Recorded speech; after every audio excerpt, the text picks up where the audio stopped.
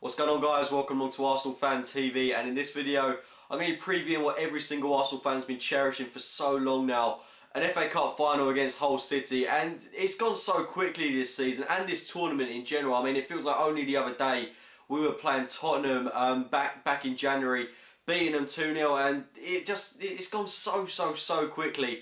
And we had the perfect opportunity here to really crown our season off, and I'm really confident we can do that. I mean, I think it's fair to say that no team deserves this trophy more than us at the moment. I mean, if you look at who we've played leading up to this FA Cup final, we played Tottenham when arguably they were on their hottest form of the season, when Tim Sherwood had just come in. I mean, we were playing them on the back of their win to United away. Then we went and played Coventry, arguably not a easy game, but it's always different when you play against lower league opposition. Then we played Liverpool and we beat them 2-1 on the back of that hideous 5-1 morning. It wasn't a pretty victory from Arsenal, but we fought through it, we got there in the end, and most importantly, we got the victory. And then we got that amazing 4-1 win over Everton, and then that game against Wigan, which again wasn't another great performance. It was a rather scrappy game, but we got through it in the end on penalties. Fabianski, the cup hero, and here we are, middle of May, and we're sat here with the prospect of an FA Cup final on our hands, and I've got to say, I'm absolutely buzzing for this. I mean, I'd say I'm 50% confident, 50% nervous, to be honest. I mean, there's no reason why I shouldn't be confident, and there's no reason why I shouldn't be nervous, to be honest. I mean, if you look at how we've been playing in the league, we've been playing some absolute quality football recently. We've seen the likes of Mesut Ozil introduced back into the team. Aaron Ramsey is on tip-top form. You just got to look at that goal against Norwich that he scored the other week. And we've got a full-strength team, and how often does an Arsenal fan say that? We've basically got a full-strength team. We're obviously the absentee of Theo Walcott, and hopefully Oxlade-Chamberlain will come back into the team. I mean, we saw him pictured in training, and he's a player that could play a massive role in this cup final. We've even got Abu Diaby back, and he's fully fit for this game. So it does look really promising, and there kind of is no reason why we should lose.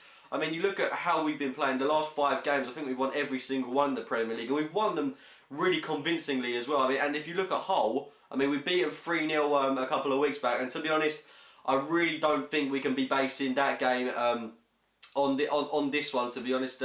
Seeing as that was a league game, we really went out there and fought for it. Hull, they offered very little in that game. Hull were in that kind of position where they were kind of safe from relegation, and they didn't really have anything to play for towards the top of the Premier League. But I think Hull, it's kind of obvious that they're going to sit deep in this one, and they're going to try and get a goal on a lucky counter-attack or something.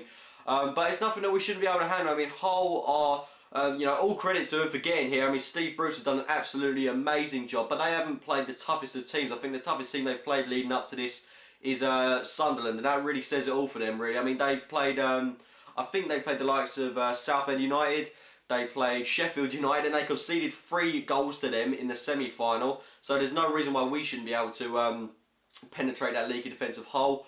But yeah, like I said, I'm confident, but you can never really predict these cup games, and we can't botch it up. We just can't. It's so important that we go out there, get the victory, and when we win this cup, I mean, if we win this cup, which we should, it's going to make the players hungry for more success, and we'll come back. You look at how City started. I mean, they've got billions and billions and billions of pounds behind them, but the fact of the matter is they started their reign of trophies by winning the FA Cup, and then the next season they went on to win the Premier League. I mean, I'm not using City as a role model by no means, but it just shows that if we win this, it'll get the players hungry for more trophies, and hopefully next season we can come back and possibly even challenge for the Champions League. I mean, how great of a prospect would that be? I mean, this is a very good team, and when we've got a full-strength team, just look at how we rotated the other week against Norwich. We've got a very good basis of a team, and all we need is 2 or 3 quality additions in summer, and we're going to be right up there challenging. I mean, the cohesion of this team is absolutely perfect, and like I say, 2 or 3 additions, and we're going to be up there fighting for the Premier League title. But regarding this season, we had the perfect chance to crown it. Looking at Arsenal, I'm sure Wenger's got a perfect lineup in the back of his mind, but if it were me, I would go with Fabianski in goal, purely because without him, the fact of the matter is we wouldn't be where we are without Fabianski. The saves against Liverpool, where he put in a man-of-the-match performance, Wigan, again, those penalty saves, he deserves to be here. Wenger said in his press conference that players who deserve to play, play, and Fabianski, I can't think of anyone who deserves more to play in the cup final. I can totally understand why Szczesny has been coming out saying that he wants to play in the cup final. I mean, he's played pretty much every game for us in the Premier League, and he's going to want some success at the end of it, and I can totally understand that. But Fabianski, as he's leaving, I just think he deserves it so much more. And then a right back, it's got to be Bakary Sagna. I know he's come under quite a lot of scrutiny recently of his whole contract situation, the whole comment on Nasri's Instagram. But brushing all that aside, he is a quality right back, and we're going to need that experience. We're going to need his defensive stabilities in this kind of game. I wouldn't really have a massive problem with Jenkinson starting, but to be honest, I just want that certainty that we're going to have top quality players starting, and the reassurance that our defence won't be penetrated throughout the game. And then the centre-back pairing, it's so obvious. It's got to be Koscielny and Mertesacker. The cohesion, the understanding, the chemistry between those two, second to none, and both of them have got to start this game. Left back, we saw Monreal start in the semi-final, and when Gibbs came on, he totally changed the game. So for me, Gibbs has got to start. He's a quality fullback. He's had an amazing season, and he's got to be starting this game. He's going to be so important in this. And then I'll start Mikel Arteta alongside Aaron Ramsey in midfield. Now, just look at Arteta for a sec, putting Ramsey to one side. A lot of people would say start Flamini, and I can understand that, but I think in this kind of game, we're going to need cool heads. And I'm not saying that Flamini doesn't have a cool head, to be frank. I mean, he's the one that's always up in the referee's face. But we need someone who's calm, composed. And Flamini, his defensive duties are absolutely magnificent. But like I said, we're going to need leaders in this. And I'm not saying Flamini isn't one, but he can be quite aggressive at times. And we're going to need, Mikel Arteta's captaincy abilities. And you can kind of assume that he's going to lead the team out that day. And I'm sure he'll put a good shift in. And since Aaron Ramsey's come back, he has performed admirably. And alongside him, like I said, I would start Aaron Ramsey. Kind of no quibbles here. He's been absolutely amazing for us this season. Scored that amazing goal against Norwich. Hopefully he'll bring that form to this game, and hopefully put in another man of the match performance.